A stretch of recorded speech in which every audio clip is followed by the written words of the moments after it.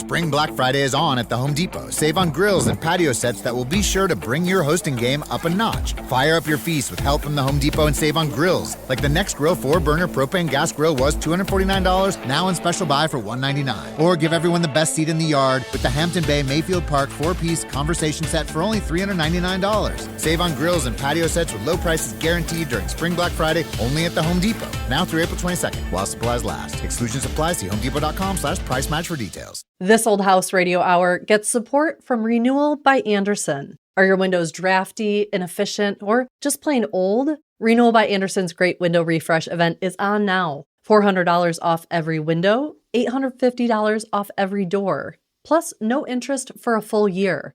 Their windows are custom built, installed by certified pros, and made with exclusive Fibrex material that won't warp, crack, or rot.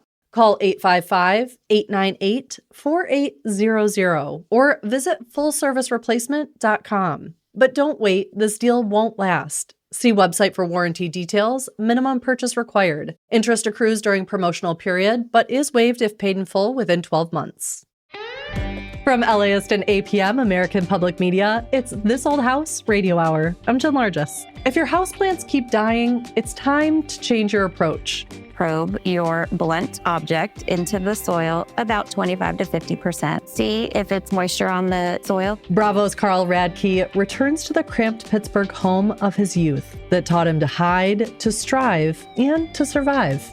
Depending on how you frame it, there's a lot of good memories, there's a lot of tough memories, and a lot of our family ups and downs were captured in that house. Choosing the right floor isn't just about looks. It's about durability, cost, and making the right call between repair and replacement before small problems get expensive. All of this, plus we're answering your home improvement questions at 877-864-7460. Coming up next.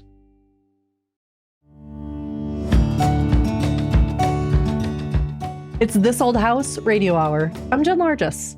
Houseplants can do a lot for a space. They can bring in a little life, they can soften the edges, and make a home feel more complete. But they also come with a lot of questions. And how do you actually keep them alive? Tanner and Erica Mitchell, the duo behind Tanner the Planter, are here to help you get it right.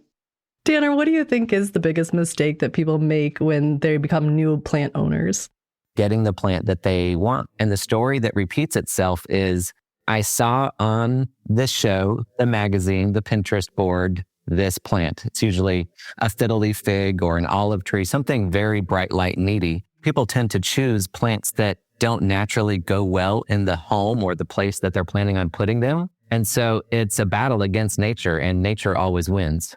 Erica, what are your recommendations when people are looking to choose a houseplant? How do you decide? So I would say a low light plant. Start with a low light plant. If you know that you're not a great waterer, then go with something very succulent in nature like a snake plant, because all that rigidity in the leaves is water storage. So you're watering very infrequently, but still have the joy of having that plant near you. And how do you actually know how often you need to water something? Is there sort of a foolproof way to tell if I'm overwatering or underwatering? I would say some signs to look out for overwatering. There's no 100% way to know on the surface without actually looking at the roots, because overwatering is root rot. So the only way you can definitively tell is if you've got rotted roots. So you'd have to take the plant out.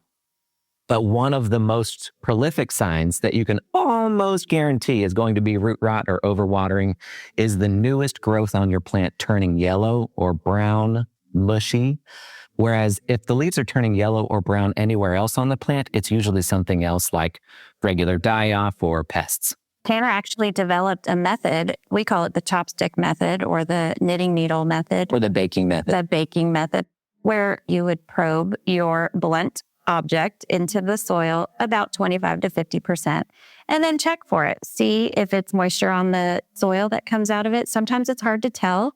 Tanner has been known to put the chopstick right here on your upper lip, is a very sensitive spot, and you'll definitely know if it's moist or not if you test it there. How do I figure out what kind of light I actually have in my home or my apartment? Can you sort of break down the difference between maybe bright indirect light versus low light? So bright light, medium light, low light, these are not meant to be subjective terms. They have measurable units of light to them called foot candles. Foot candles is how bright it is 1 foot away from a candle. And so every plant has a certain amount of foot candles they need to be in to be able to achieve healthy growth. So you can get a tool and you can measure the light that your plant is getting. It's called a light meter. It's very simple and it makes it so easy for anyone. But there is also a DIY way to do it. Because not everybody wants to use tech, And so what is actually making it brighter light? And what I realized was when I would point the sensor of my light meter towards the open blue sky, that's what got it to jump up very, very quickly. And so bright light needy plants need a wide view of the sky.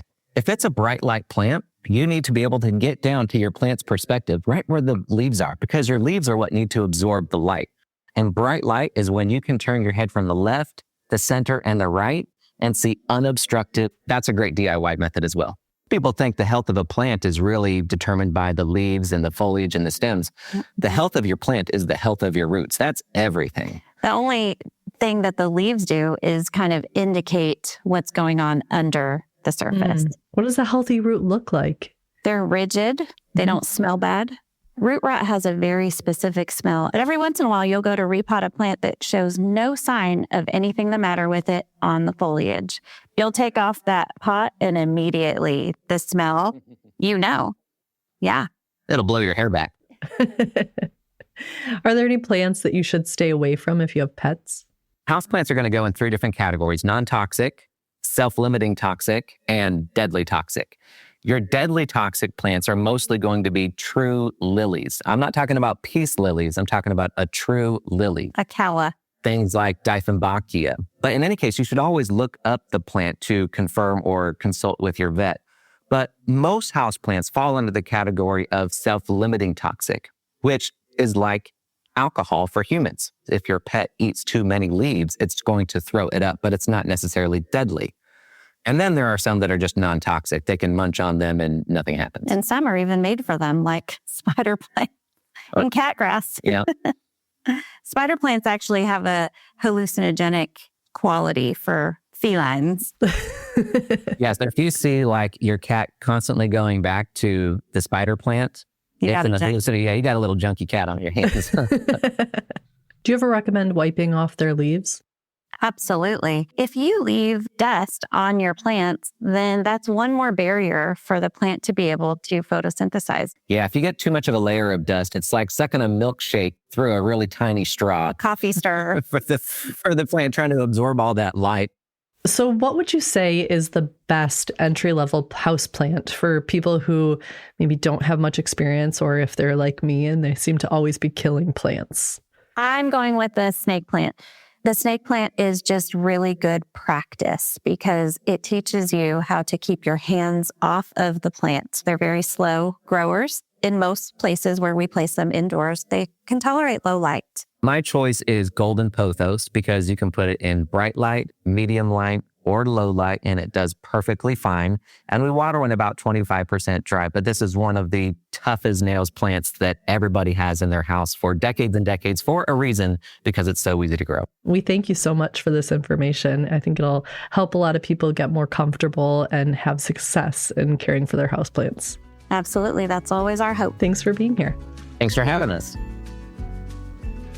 That was Tanner and Erica Mitchell. Tanner's book, For the Love of Houseplants, is out now. For more tips like this, follow them online at Tanner the Planter.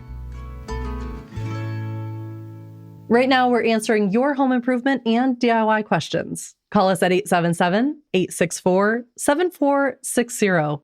That's 877-864-7460. Hello, you're on This Old House Radio Hour. Hi, this is Sandy Main from Parrishville, New York. Hi, Sandy. What's your question? Well, I have a farmhouse that was built in 1868. Wow. The floors are kind of cold. So we were thinking about doing spray insulation on the ceiling in the basement, which would cover up some gorgeous hand-hewn beams. But we don't really hang out in the basement that much. It's got a dirt floor. It's more of a storage area. So we were just wondering what kind of things we should be concerned about if we go ahead with this plan. Absolutely. Well, we've got Zach Detmore, general contractor for this old house, here on the line to help us out. Okay, Sandy, so you've got an old house and the basement's cold and you want to isolate the first floor from the second floor. So I think the main thing to understand about spray foam is it makes all subsequent renovations more expensive and more risky because it's not the type of insulation like cellulose or fiberglass that you can just simply remove, place on the floor, and potentially reuse. It's sticking and encapsulating everything, and it does a tremendous job of hiding things, right? Mm-hmm. A place where I don't want to use it is, maybe a house that's old and there's a lot of electric in the ceiling and plumbing, and the homeowner's telling me, yeah, in 10 years, I'm thinking of doing a kitchen remodel. I know that kitchen remodel is going to be more expensive because potentially wires that I need to modify are buried within the spray foam. Or maybe when I'm cutting through the spray foam, I accidentally cut through a pipe and now I have to, charge them to repair the pipe or take that loss myself. If you think we're never touching this, then spray foam's a good idea because not only is it an insulator, but it's also stopping air movement, which is a big, component of an old house is making things airtight.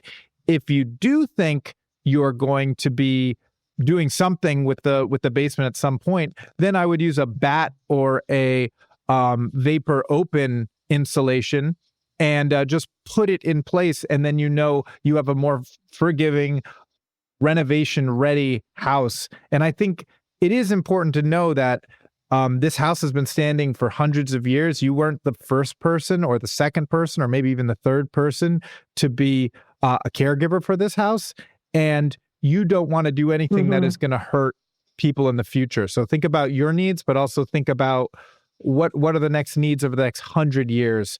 And if you find yourself thinking someone is going to need to modify this or potentially finish the basement or potentially redo the kitchen or add a generator, then I think your answer is maybe this product isn't the right choice for me. Maybe I should do something that's easier to modify in the future.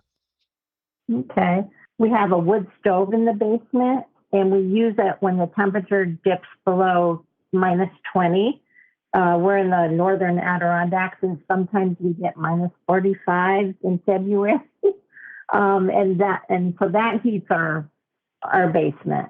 But I was wondering if that could have any kind of ill effect with the foam, and also gassing off. Like, is this going to, create some indoor air pollution for us on a long-term basis if we use the spray foam?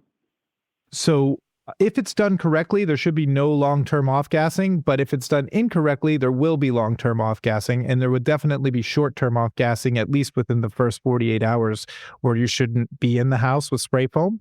The other thing is, if you're treating your basement as a space where there's a wood stove, you cannot leave spray foam exposed.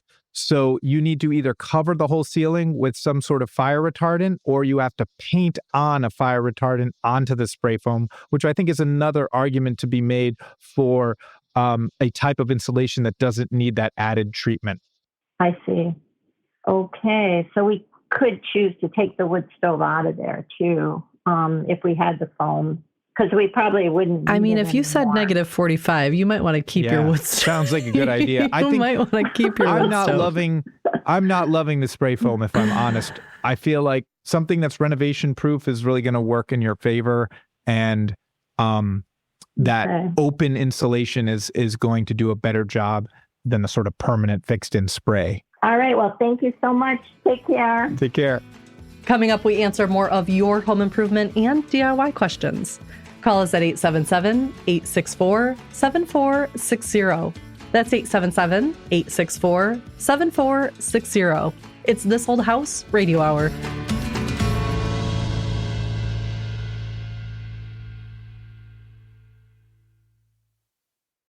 Spring Black Friday is on at the Home Depot. Save on grills and patio sets that will be sure to bring your hosting game up a notch. Fire up your feast with help from the Home Depot and save on grills. Like the Next Grill 4-burner propane gas grill was $249, now on special buy for $199. Or give everyone the best seat in the yard with the Hampton Bay Mayfield Park 4-piece conversation set for only $399. Save on grills and patio sets with low prices guaranteed during Spring Black Friday only at the Home Depot. Now through April 22nd, while supplies last. Exclusions apply. See homedepot.com/price match for details. It seems like just yesterday when I captured my son's first steps or when we recorded his soccer games on VHS tapes. Those moments are gone. But the old home movies and pictures don't need to be. That's why my son created Legacy Box. That's right, Mom. Over 1 million families have used Legacy Box to digitally preserve their old home movies and photos. Simply fill Legacy Box with your old camcorder tapes, film, and photos. They will professionally digitize and send them back on DVDs, thumb drive, or the cloud. With Mother's Day around the corner, it's the perfect time to get your Legacy Box and save your family's history. After all, few things are as important as protecting your precious memories. Give your mom a Mother's Day present she'll never forget. Take advantage of our Mother's Day sale, which starts now. It's our best deal of the year. Save up to 60% off.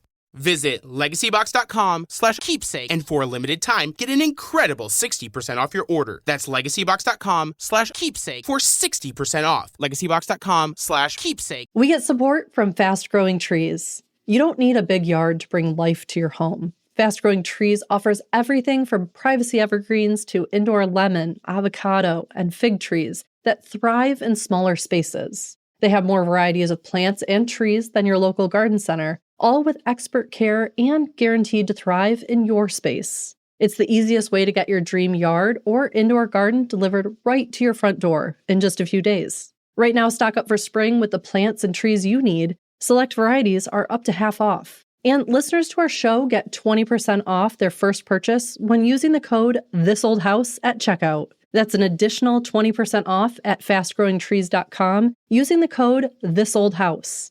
fastgrowingtrees.com, code THISOLDHOUSE. Now is the perfect time to plant. Let's grow together using This Old House to save today. Offer is valid for a limited time. Terms and conditions may apply.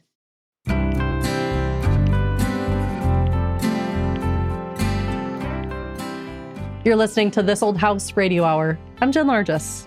Right now we're tackling your home improvement and DIY questions. Call us at 877-864-7460. That's 877-864-7460. Or you can leave us a voicemail anytime. Hello, you're on This Old House Radio Hour. Hi, this is Matt Wagner from New Haven, Connecticut. Hi, Matt. What's your question today? Yeah, so I moved into a new house a year ago, but it's an old house, 1886. New to you. Yeah, new to me. In the front of the house, there's a large, very large white oak. And originally the house, the main entrance was the front of the house. In the 90s, there was a big addition in the back, and the side became the main entrance. But what's remaining next to the white oak is some hardscaping. So there's some stone and concrete steps. So the steps are now at about a 25-degree angle, they're kind of embedded into the base of the tree. And also the stone walkway is partially embedded into the base of the tree. So essentially my question, is there any risk to the tree of removing, the stone steps and, the stone walkway, exposing, the inside of the tree?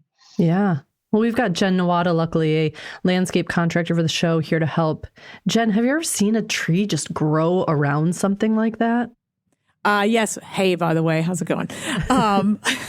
Yeah, I mean, it happens. I mean, especially in old homes. I would say it's detrimental to the tree to try to pull it off because it's kind of grown in as part of the tree. So if you pull that concrete off it in a way, it's going to leave like essentially an open gash wound, and then it could, right. If it's a main leader to the tree or one of the main root systems, it could damage and invite rot and everything. What is a main leader to a tree?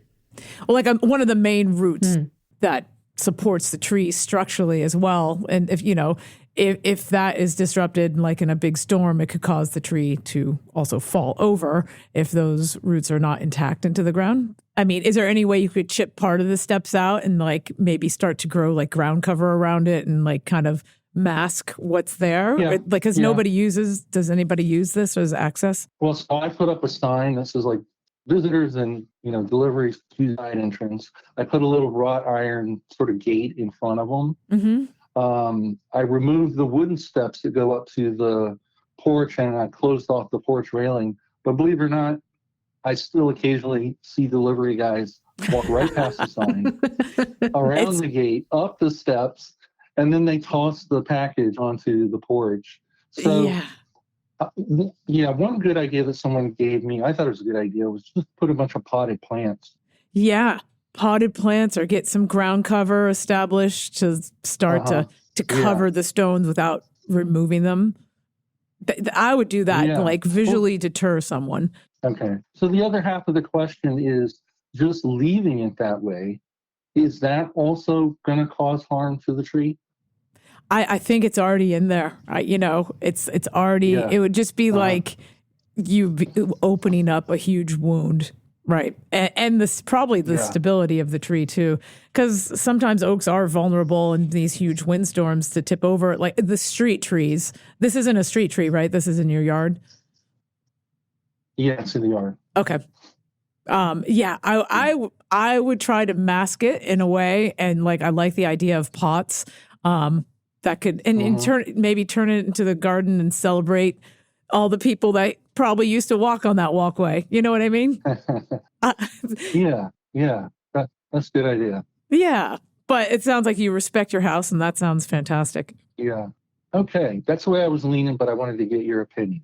I appreciate it. That's my opinion. Don't disturb it. Yeah.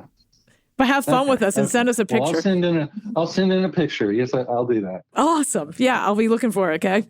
Okay. All right, Matt, thanks for the call. Bye-bye. Bye. Call us now to have your home improvement or DIY question answered. 877-864-7460. That's 877-864-7460. Or you can leave us a voicemail anytime. Hello, you're on This Old House Radio Hour. Hi there, this is Ryan Lowe calling from Denver, Colorado. Hi, Ryan. What's your question today?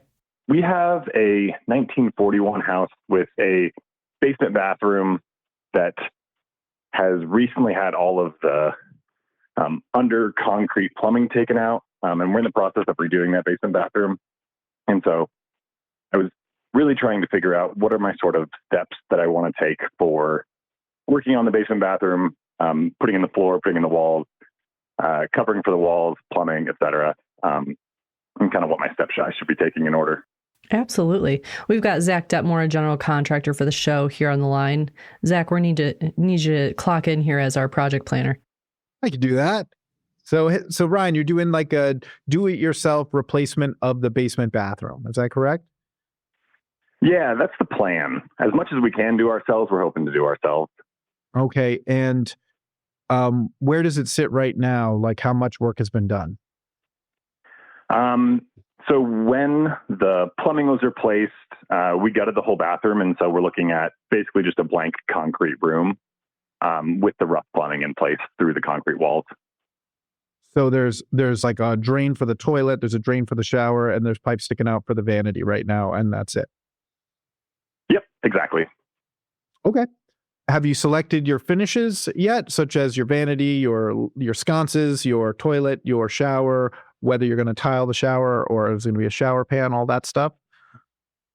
Only a little bit. We did decide that we were going to go with a shower pan, assuming that was just kind of the ease of use. But we hadn't actually selected the finishes. It was sort of going to be a long going project, as I'm sure most of our house projects become, whether we like it or not. All right, perfect. Well, I would encourage you to do that first, because if you want to make a short project into a long project, the best way to do that is to not select everything, because that sets you up for failure. How are you supposed to put the wire in the wall and sheetrock over it if you don't know where the light is, or how big the light is, or how the light is going to interact with the mirror, or is the mirror going to be too low because it's behind your faucet, or we don't know what faucet because we don't know what vanity. So I wouldn't do any construction at this point. I would make all of those decisions. Seeing them all compiled together is going to allow you to understand the total investment you need to make on the finishes. And then you can kind of backpedal your way out to figure out, well, say you had a $10,000 budget and you spent $4,000 on the finishes, you would know you had $6,000 left over, and you could decide how much of that is going towards, drywall and insulation, and how much of that is going towards an electrician or a tile installer, for example. So I think with any DIY project, there can be a propensity to say, well, I'm not on a huge time constraint here, so I'm not going to get super organized with it. But know that at some point you will have decided all of these things. So I beg the question, why not now? Actually, answer that. Why not now? Put them on the spot. I feel like that'll be the fun part, to actually pick out finishes and stuff. So that'll be a nice first step. Yeah, your 2-month project just turned into a year-long project. Trying to make decisions. Yeah, so I strongly advise doing that. And then once you've done that, then you have this box, and it's then time to lay out everything. So that means you should have picked your toilet paper holder. You should have picked your hand towel. You should have picked everything. And then you could put plywood or blocking in the wall, so you make sure you're fastening to that solid surface. And if you have kids, they can swing off of it, not rip it off the wall, or rip, molly bolts through the wall or whatever. And you're just setting yourself up for success, because it means everything that's coming after that is going to be easier and works together as a system. You put the sconce in, you can put the box in the wall, you can sheet rock over. So here's the process of events. Select everything, gather the specifications for everything, lay out the bathroom based off those specifications. You don't necessarily have to have the thing on site, but you need to make sure you know where the shower pan drain is and that it works with where your existing drain is, so you're not breaking up the concrete, right? Then you're going to typically work getting your rough-in plumbing completed. Then you can move to getting your rough-in electric completed. Then you can move to your blocking. So that's going to be supports for the vanity, the mirror, the light fixture, the grab bars, whatever. And then you can put in some insulation if you're going to do that. And then your drywall finishing, tile happens shortly after that. And then you move on to trim carpentry, trimming out the whole room. And it should look pretty much done. Then you get as much painting as you can get done as physically possible. And then your finishes go in. So it's going to be your vanity, then toilets, plumbing fixtures, accessories. And then you just grab a towel and you're off to the races. Excellent. Gotcha. Thank you so much. No problem at all. Good luck with it. Thank you. Thank you, guys. You're listening to This Old House Radio Hour. Call us now at 877-864-7460. That's 877-864-7460. Or you can leave us a voicemail. Hello, you're on This Old House Radio Hour. Hi, this is Nancy Sue McDonald, and I live in Mason, Michigan. Yeah, hi. Hi. Is it Nancy or Nancy Sue? Well, you can call me either one. All right, Nancy, thanks for calling in. What's your question today? I have an old house. It was built in 1920. And when I bought it, Flippers had just flipped it. It had been abandoned for like 15 years. So then Flippers bought it. And then I bought it from the Flippers. And from day one in the master bedroom at night, I could hear this weird noise coming from the corner of the room. It sounded like a tree branch or a loose wire. And, when I would remember, I'd go outside to check and I couldn't see anything scratching against the house. So I've just been pretty much just puzzled for about 2 years, and I'd forget about it during the day. But finally, recently I got up and it's actually coming from the cold air return vent that's, on the floor in the corner of the room. It's coming from there. And then I thought, oh, geez, maybe it's a critter. So, I stomp my foot on it and it doesn't stop. It's not a continual sound. It's kind of intermittent. I've gone down in the basement and looked up in that corner to see if I can see, anything hanging down. And Yeah. I don't see anything. So what could it be? Well, we've got Zach Detmore, general contractor, and Ross Trethuia, building engineer for the show, both here to help us out. Guys, what could it be? I don't know what it is, but you use the dirty word, the F word. We don't like using that word on the show. Flip. It always means we don't know what's wrong, but we know something's wrong. Something's always wrong in these flips. I was wondering where you were headed with that. I'm a little nervous. I'll say. It's a family show, Zach. So Yes, I've discovered everything that looked so nice has something wrong with it. yeah, so I think we can triangulate this. She says the sound is that of a scratching. Is that right? You said a tree branch or a critter? Like Can you make it for us right now? Yeah, let me see if I can try to make the sound for you. Hold on. Come on, Nancy Sue, you got this. All those voice lessons. Can you hear that? Yeah. Oh, like yeah, a that's scratching. good. Yeah. Like my dog when I leave him out in the yard and he wants to come in. Yes, absolutely. Something wants to come in my old house. I think we need Hopefully Ross. not. Ross, So yeah, what do you got? I need more information. This is a furnace or air handler in your basement that's doing the heating and cooling of the house, single zone.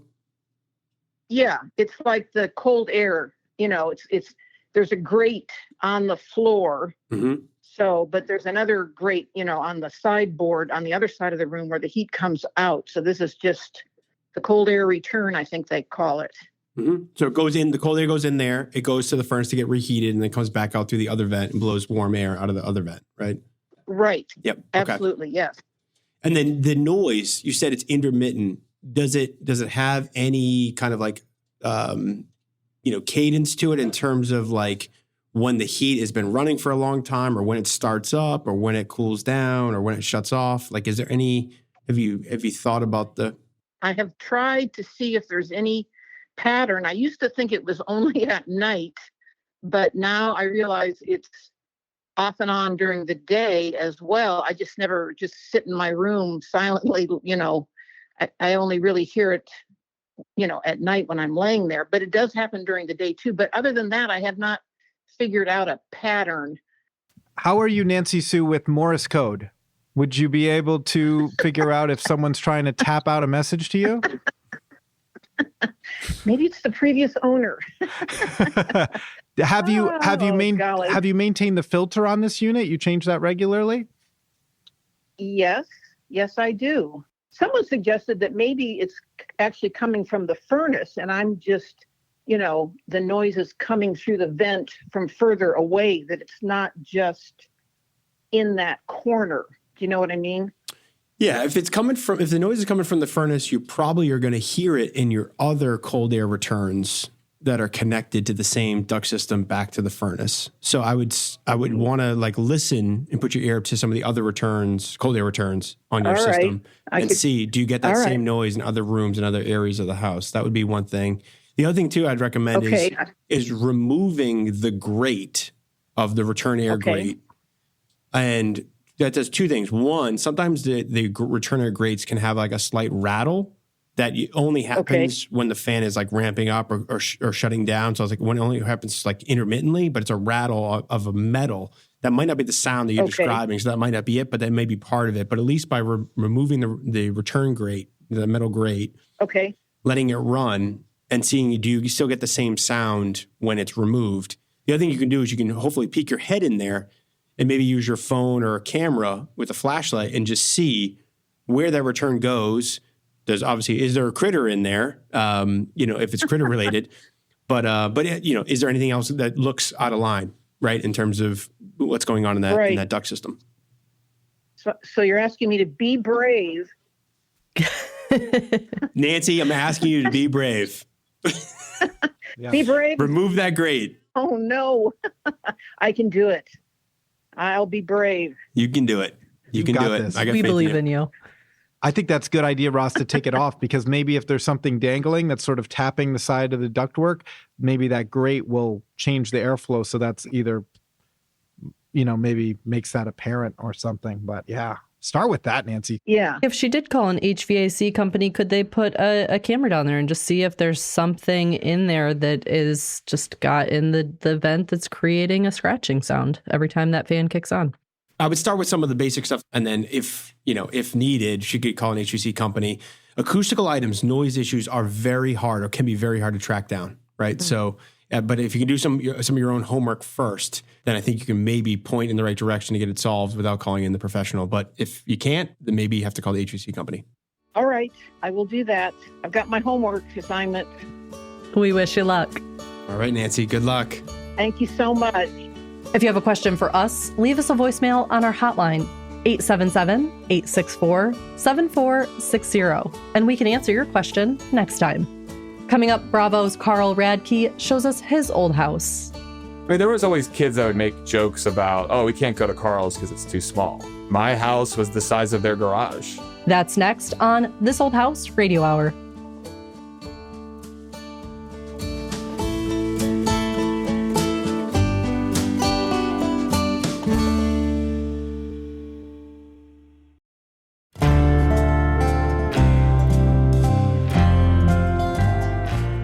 It's This Old House Radio Hour. I'm Jen Largess. Coming up, choosing the right floor for your home, your lifestyle, and your budget. But first, we go to Pittsburgh, Pennsylvania. Home is supposed to be a place of comfort, but for a lot of people, it's more complicated than that. It can carry pressure, comparison, and even things you'd rather keep hidden. Bravo's Carl Radke is taking us back to a place that shaped it all. This is Carl Radke from Bravo's Summer House and the author of Cake Eater. And this is my old house. I was born in Chicago. Sadly, our parents' financial situation was not in a great place, so the house was foreclosed. We moved to Pittsburgh, which is where my dad grew up. I want to say I was in second grade, probably 7 or 8 years old when we moved into that house. There was 2 bedrooms, 1 bathroom. It was a 2-story house. The second floor was one big open room. So you come up the steps, you turn left, there'd be an open space, you turn right, it's an open space. There's no doors whatsoever.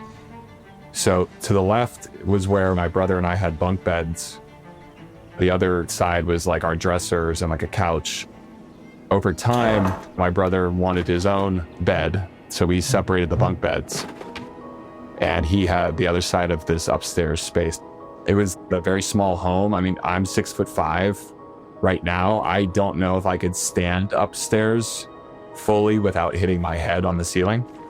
We had posters on the wall of Michael Jordan. My brother loved baseball and other sports. So it was like between sports and then music. My brother took over a lot of the decorating of the space because he was older than me. Depending on how you frame it, there's a lot of good memories. There's a lot of tough memories. And a lot of our family ups and downs were captured in that house. But I don't think anybody's house had all perfect things happening. I don't think I realized the financial insecurity until later on, 12 or 13. You know, you'd get a call from a bank, you'd get multiple calls from credit collectors. That's when I started to piece together, maybe this isn't what I thought it was. I didn't really know my parents' house was foreclosed on until maybe 6 years ago. It was a family thing that was never really talked about a lot. Your parents do a lot to try and protect you from the world and do whatever they can to support you and give you every opportunity to succeed in life. And my parents did that.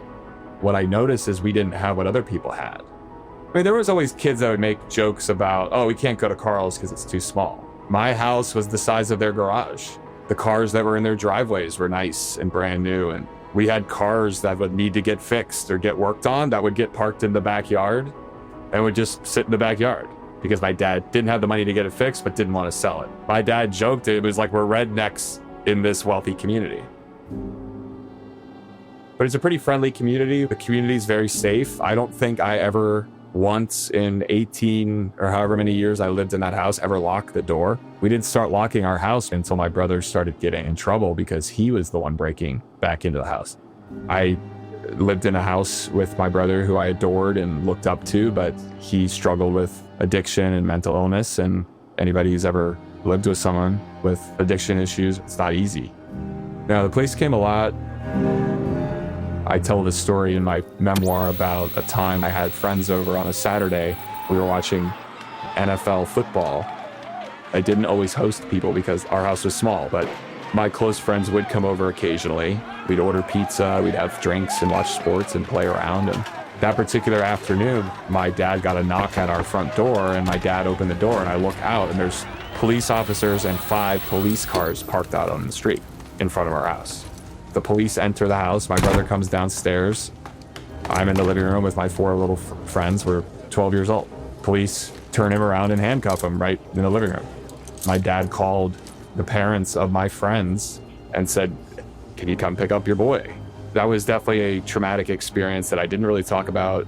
Even among my guy friends who were there that day, I don't know if we've ever really talked about it ever again. That was one instance of police activity over the course of many years of his ups and downs. My parents had been married 34 years, and my dad is like, "Yeah, I'm gonna move out." So my parents divorced. My mom met a really great guy. They hit it off. My mom and my stepdad had a wedding day scheduled for August 1st, 2020. 10 days after my mom got married, my brother passed away from a drug overdose. I drove back to Pittsburgh from New York City for the funeral. I went to the house that I grew up in, and I hadn't been there for quite some time, and my mom and my dad were standing in the front yard waiting for me. It was a really beautiful moment because my parents came together for my brother. We came together as a family, but there was closure because my mom moved out of that house right after my brother's funeral. The chapter closed at that house. And what's really beautiful is my last day ever at that house, I was with my mom and my dad, and we were hugging in my brother's memory. Kind of surreal, but I'm proud that we could come together that day, have some closure with my childhood house. I've got homes in different places, different meanings, different histories. But I think that's what makes humans so dynamic and interesting is, we may have been born in one city, raised in another city. We may have lived in multiple houses or multiple apartments, but it's all these things that have shaped who I am and what I desire for my life moving forward. That was Carl Radke. His memoir, Cake Eater, is out now from Simon & Schuster, wherever books are sold.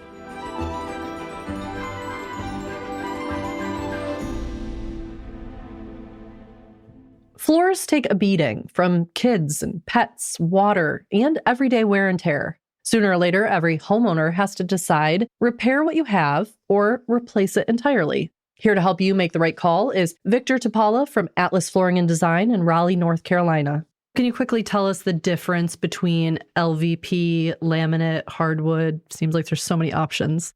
Hardwood is going to be the most traditional floor. It's been around for centuries.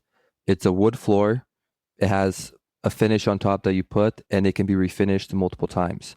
We also have a laminate floor, which is made out of wood composite. It's basically pressed board together and has a very thick layer that's very scratch resistant.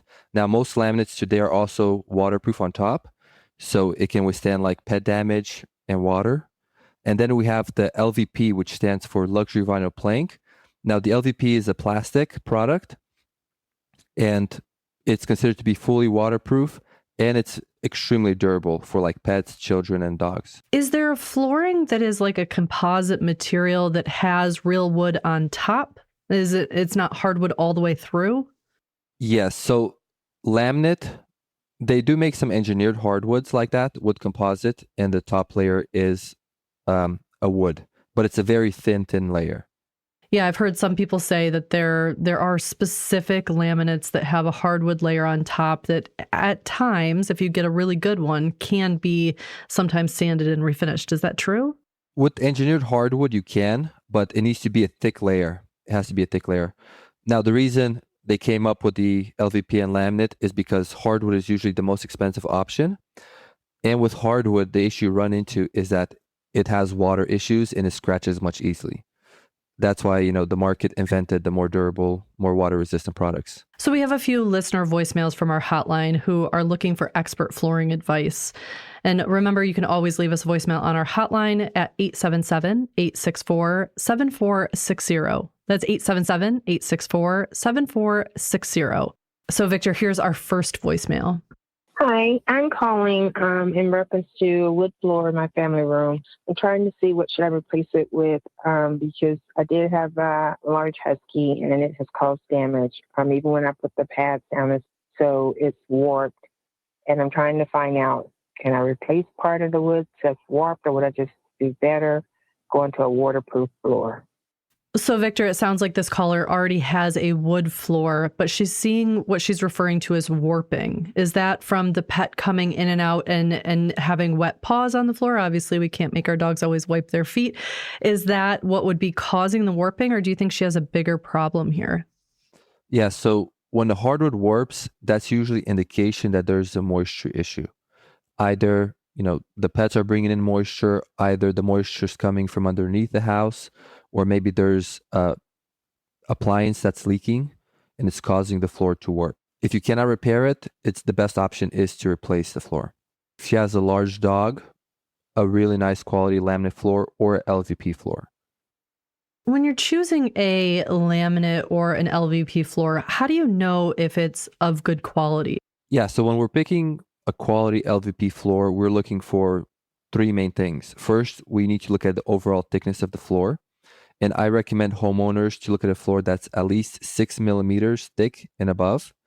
Then we want to look at the wear layer, which is how durable the scratch is going to be. And we want at least a 20 mil wear layer. And then we want to look at the locking mechanism. The locking mechanism is what keeps the floor together, and it's very important. And my recommendation for the best locking system is called Unilin. And all those three things are going to be mentioned on the back of every box or the samples from any store you go to look at.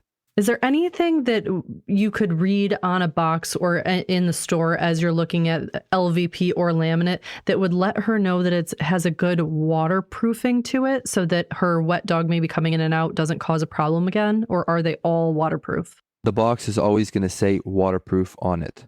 Every box is going to say that. Got it. All right, let's move on to another voicemail. I was wondering about a rental space and kind of the best way to do flooring in our kitchen. We've played around with kind of the adhesive vinyl wood flooring and also tiles. Curious about recommendations on the vinyl flooring compared to tiles, which, are renter friendly, but also will help uplift the space. Okay, so it sounds like this caller had a type of flooring that she put down in her kitchen that is either lifting or isn't sticking as much as she had hoped. Are there any renter-friendly options that she could use to replace this in an area like a kitchen that is going to have spills and need to be really waterproof and cleanable? Yeah, so it sounds like this homeowner probably purchased some cheap vinyl flooring from maybe like a big box store, and it's not holding up very well. Now, for renter homes, we usually recommend a luxury vinyl plank. It's very durable. Mm-hmm. If they're thinking of DIYing it themselves, it's fairly easy to install. And the other option would also be like a tile floor. A tile floor is also going to be very durable, going to be waterproof. It's not going to scratch, it's not going to damage easy. But my personal recommendation for a renter's home is probably going to be the LVP floor. And when you're installing LVP or laminate, do they have floating options versus nailed down or glued down? Yeah, so for LVP and laminate, most of those floors are going to be floating. They do have a few options where they are glued down, but the best way to install it is like a floating floor. Hardwood is the only floor that does get nailed down. So from a renter's perspective, if she were to install a floating LVP or laminate plank flooring, how easy is that then to take back up if her landlord says that, wasn't approved in some way? Floating floors are extremely easy to remove. You just basically unclick the floor back and it comes apart extremely easy. So if you're a renter and you want to make sure you're not doing any permanent damage, is there anything you should stay away from? Yeah, so if you're a renter, I would definitely recommend staying away from the wood floors. It gets damaged very easily. It's a very hard installation. And if your landlord doesn't approve it and you have to remove it up or take it up, it's going to be very difficult to remove it because it's either glued down or it has to be nailed down. So let's say you're not a renter and you do want to replace the flooring in your kitchen. Is LVP, laminate, or hardwood the right choice for you? My recommendation would be to go with LVP or a tile floor. Usually in the main living areas, people have maybe like a hardwood floor. And if you put like a hardwood floor in the main living area and LVP in the kitchen, it might look slightly off. So in that situation, I would just recommend doing tile floor because it's going to look better. It's going to be very durable. You don't have to worry about it getting damaged or scratched or having water issues. Yeah, I think doing anything that's a wood look next to another wood look or a real wood can get a little confusing to the eye doing them side by side. Let's move on to our next voicemail. I have a stilt house that was built in 2022, 23, and I have laminated floors by the front door and the back slider. The laminating is starting to separate a little and bubble up. I haven't seen any water come in. I don't know how I can prevent this bubbling or fix it so I don't get mildew underneath my laminated floor. So, Victor, when she says laminated floor, what's she referring to? Usually the newer homes, it can refer to a cheaper laminate floor, or it can refer to a very thin engineered hardwood floor. Okay, and what would cause what she's referring to as bubbling? Yeah, bubbling or separation or delamination she mentioned, it's the number one cause we notice is water issues. And because she didn't mention that it's at the exterior doors, this is the most common area we see this issue with. It's most likely water coming in from somewhere outside. Now, she might not notice it on top of the floor, but it might be seeping somewhere underneath the trim, and it's slowly deteriorating the floor. So is there a way for her to fix this, or is this you have to remove and replace? It sounds like this might be a pre-finished floor, so if she has a few bucks left over, she can repair that area. Now, in order to make sure that this doesn't happen again, she would probably have to have a door specialist come out and take a look at her exterior doors to make sure that they're properly sealed so no water can get through it. Yeah, get to the root cause of the problem.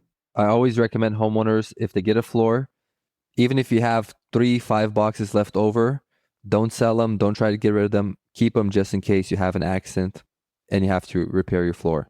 Yeah, we've run into quite a few discontinued items as we've been renovating our house, and really wishing that we had some extra material on hand to make a couple of those adjustments. Yeah, it can save a lot of time and a lot of money. And if you have these extra boxes, where should you store them so that they maintain their quality? Yes, it's extremely important that you store these boxes in a conditioned space. Maybe, in a closet you don't use very often, or just slide the box underneath a bed in a room you don't use. Mm-hmm.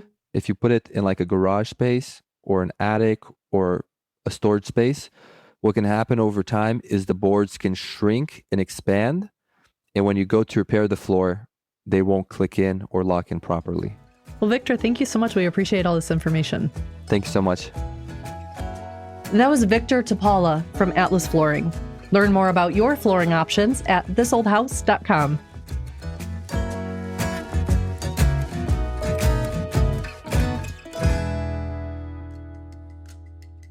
And now it's time for one last thing, my favorite tool. Hey Jen, it's Ross Trethui. I'm the building engineer for the show. And one of my favorite tools is the flow hood. So a flow hood is a device that actually measures airflow. And so when you are troubleshooting an air conditioning system, many cases we need to figure out how much air is moving through the registers into a room. So how much supply air is being provided to that room and how much return air is coming back from that room. And the way to accurately measure that is with a flow hood. It's a large hood that gets mounted up tight to the ceiling or the floor where the registers are, and the air from the register goes through that flow hood, and there's a measuring device in there that measures how much air is moving through it. And we measure that in terms of cubic feet per minute, so CFM. And so that's a great tool that I use every single day to measure the airflow into and out of rooms. We'll see you next week on This Old House Radio Hour. Our show is distributed by and co-produced by LAist Studios and APM, American Public Media. This Old House Radio Hour was created and produced by Ember 20. Listen to new episodes of the podcast every Tuesday on your app of choice. You can follow This Old House on all the socials at This Old House, all one word. We'll see you next week.